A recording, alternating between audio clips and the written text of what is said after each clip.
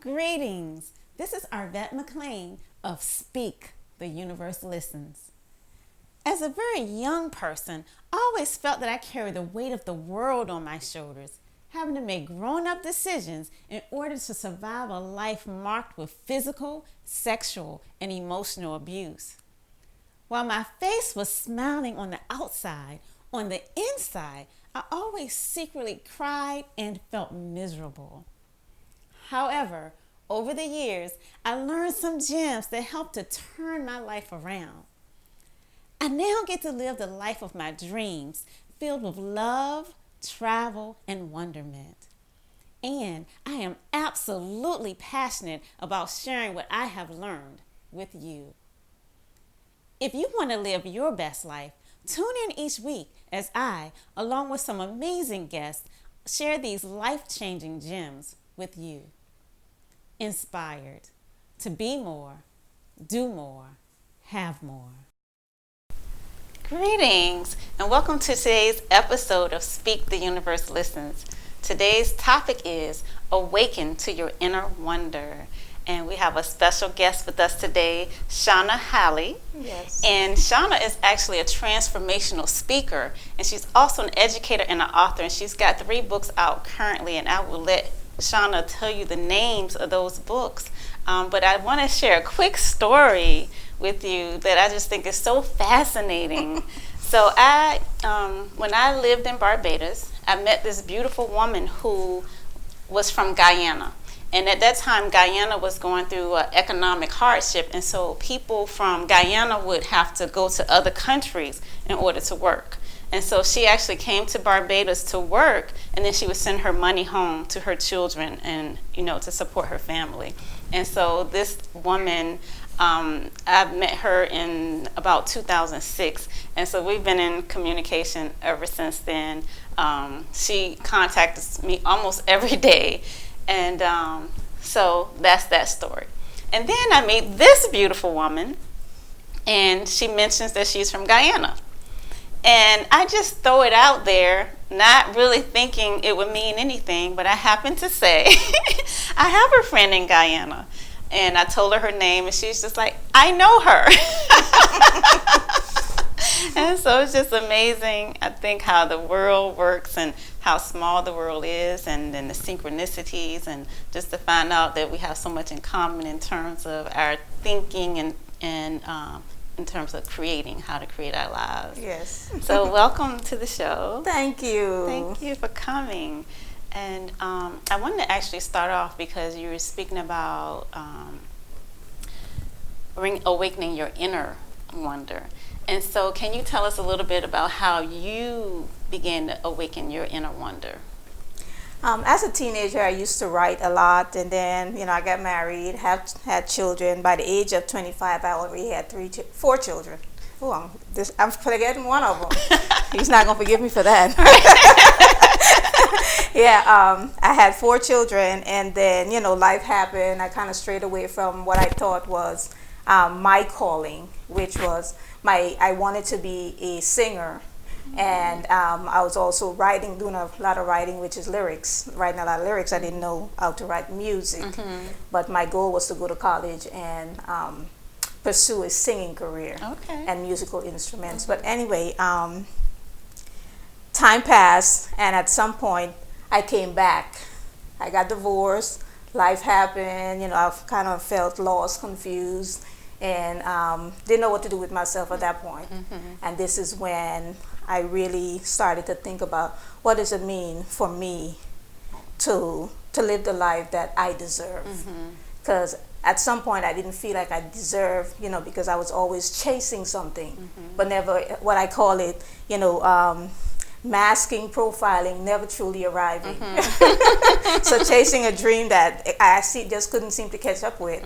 And then I invested in a business a few years ago and lost everything. I invested all my finances, all my retirement that I had, and it was done for me. I was like, I don't want to do this anymore. Wow. And then Spirit says, what? And I was watching PBS, Dr. Wayne Dyer, and he started talking about the power within, possibility, with God all things are possible. And it brought me back to what my grandmother used to say. And she said, I surrender all to Jesus. I surrender all. And when I started to get to that point where I say, I surrender, because I've tried everything I know how to do. So how about you just surrender to the will within you? And so I went to that place, and my first book was birthed.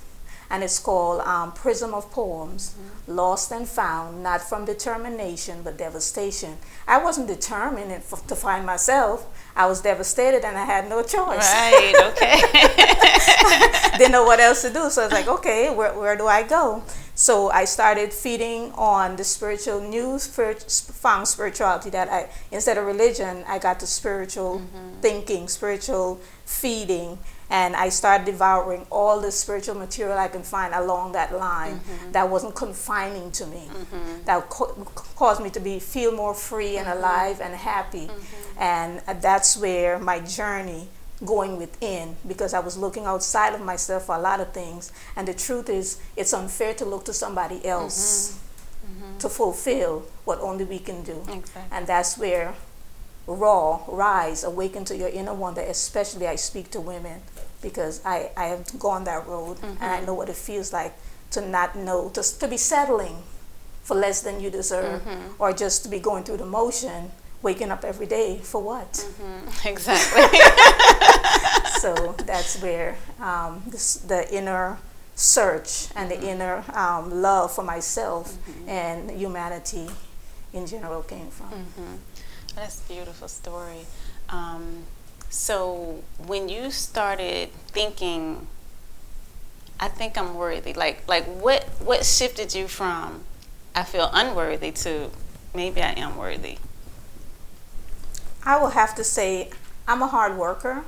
And even when I had 4 children in the house and was married and was doing wifely duty and motherly duty, I always had something bigger for myself. Because even when I had the 4 children at 25, I felt like I couldn't go to college. It was like, okay, but I had already set the goal. I am going to complete college by 35. So I went ahead and I set the goals, and I accomplished that and a whole lot more. So for me, it just meant that I needed to realize that I bring more to the table. I bring a lot to the table, and not just in material sense, but to me, the value within is so much more, and I had to value myself. And I think that time where I didn't have anything brought me to the place where I realized there was more value within me than things that can disappear in a minute. So that's where that truly came from. Yeah, and that's interesting. I think I read something that you said, and I'm not going to probably be the place where exactly I saw it, but I think you were saying exactly that, about realizing that the value within you has nothing to do with the things outside of you.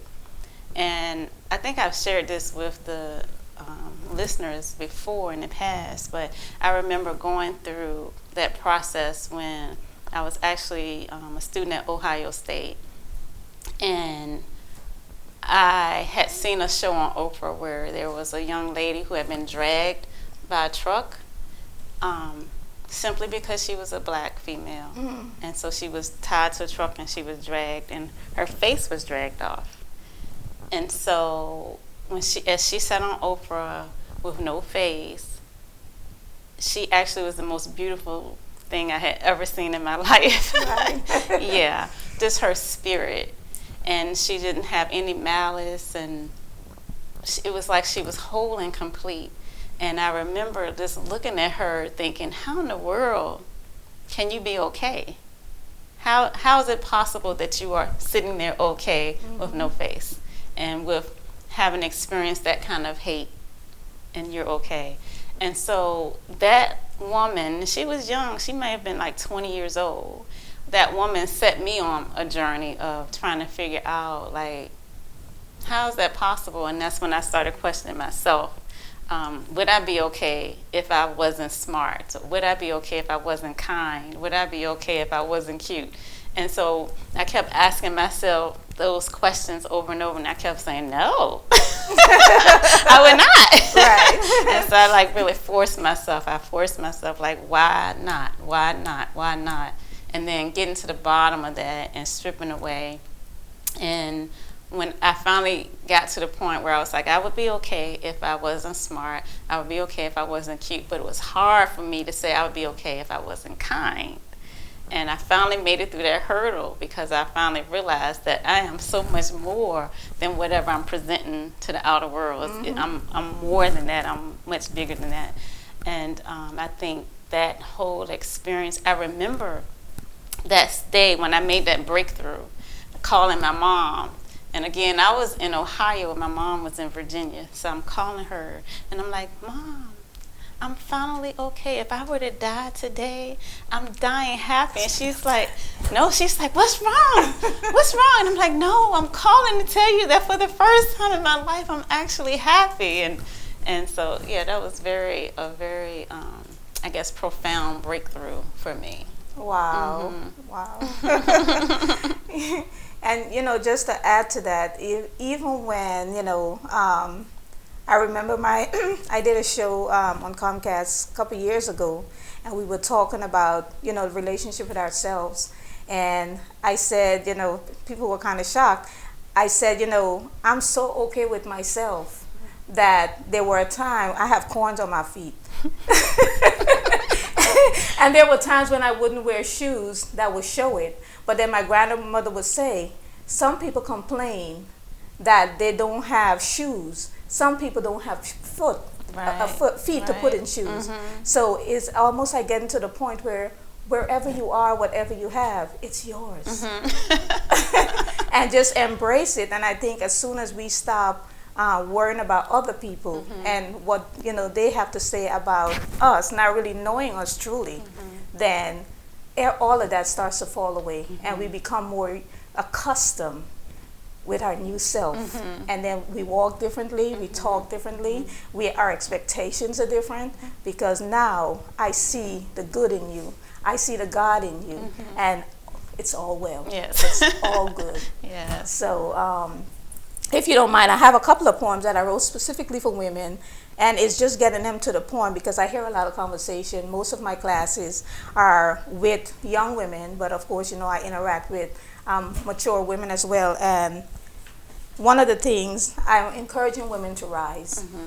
And it says, rise, woman, you are liberator and curator of souls. You are the gateway from heaven. I have to take my glasses off. Life you have nurtured and secured. Rise, woman, tell your story as you want it to be retold. Rise, woman, it's your time to shine. Rise, woman, show your sons and daughters how to be dignified. Rise, woman, and live your dream. Rise, woman, I want you to step up to the plate, because a lot of times I will hear women just saying, I'm not complete. And then we're looking for someone else to complete us. And again, I'm complete. I'm whole. I'm good. Somebody that comes to me, they're adding to what I have. Right.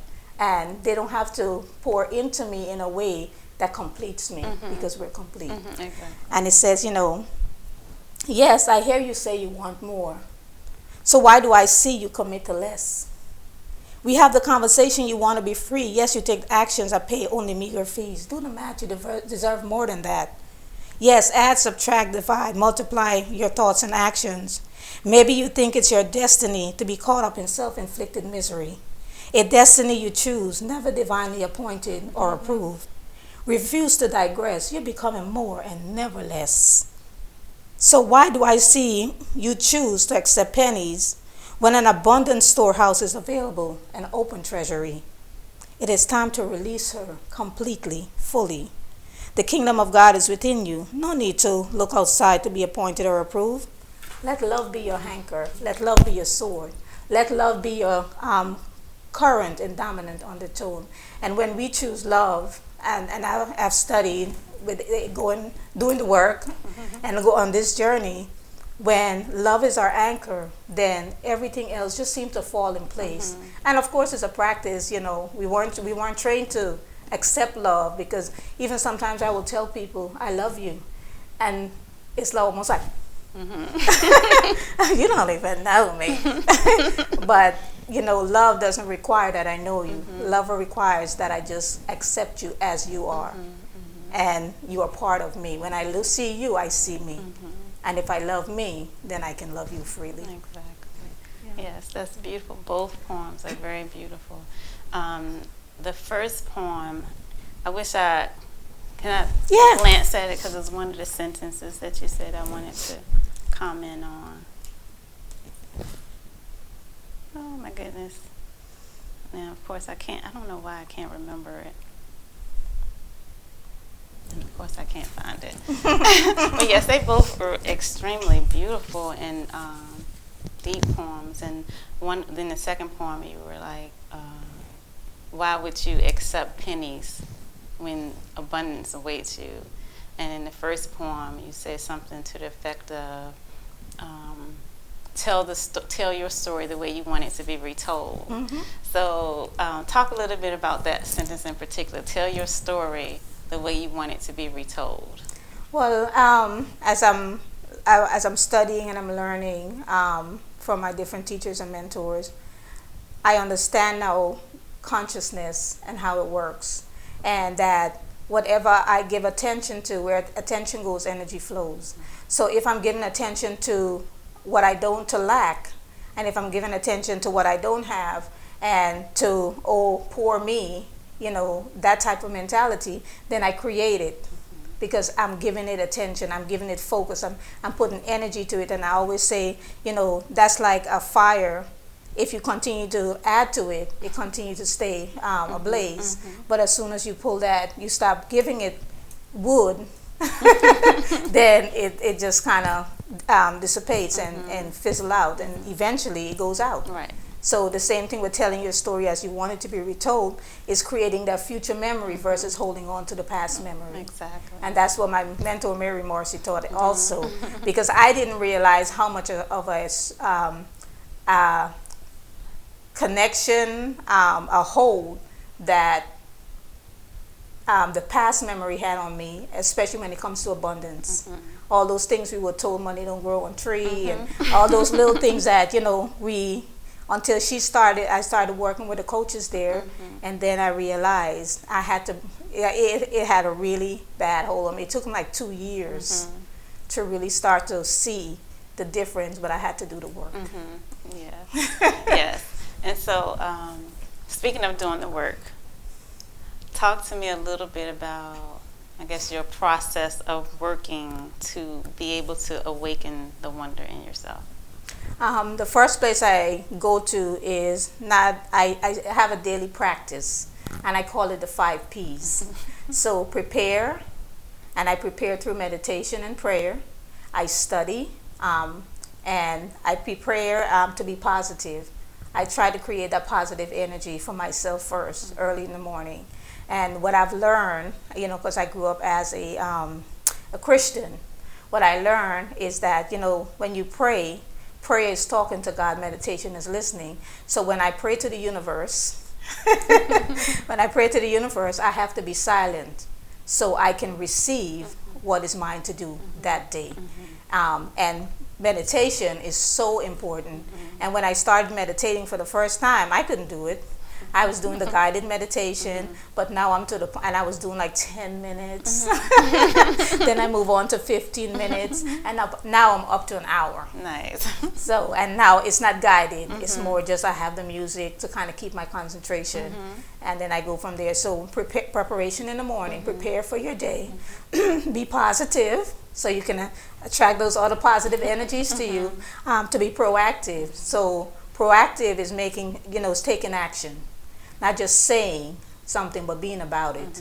So be proactive, and then practice, because repetition leads to recall. So when I practice, it's almost like recreating that inner space where that new personality take the habit, so I don't have to really think about it anymore. I'm just acting on what was been instilled in me. This new wiring, this new internal, computer system. So the practice part of it, and just remember to be easy on myself, because it's a process. And when I think about process, I go back to a plant. You plant a seed.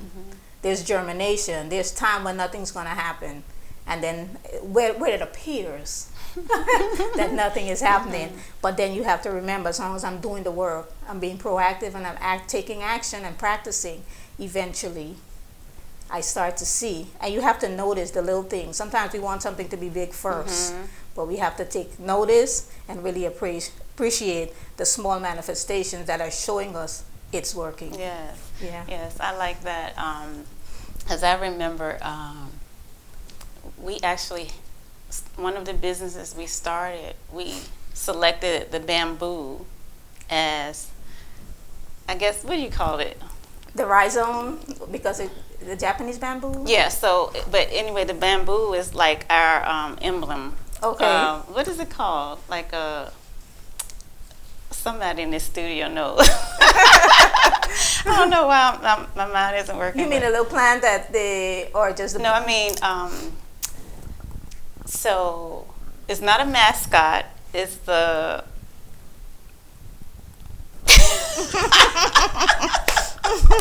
We're all drawing blank right now. No, I'm not able. I don't know why. Why am I blanking out? But anyway, the bamboo is the image that we chose as our thing.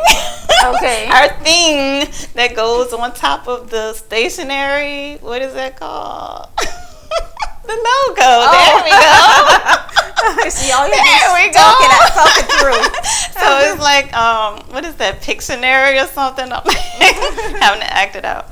But anyway, so the bamboo is our logo for one of the businesses we had. And I don't even, the reason why we chose it is because bamboo grew on the outside of the building.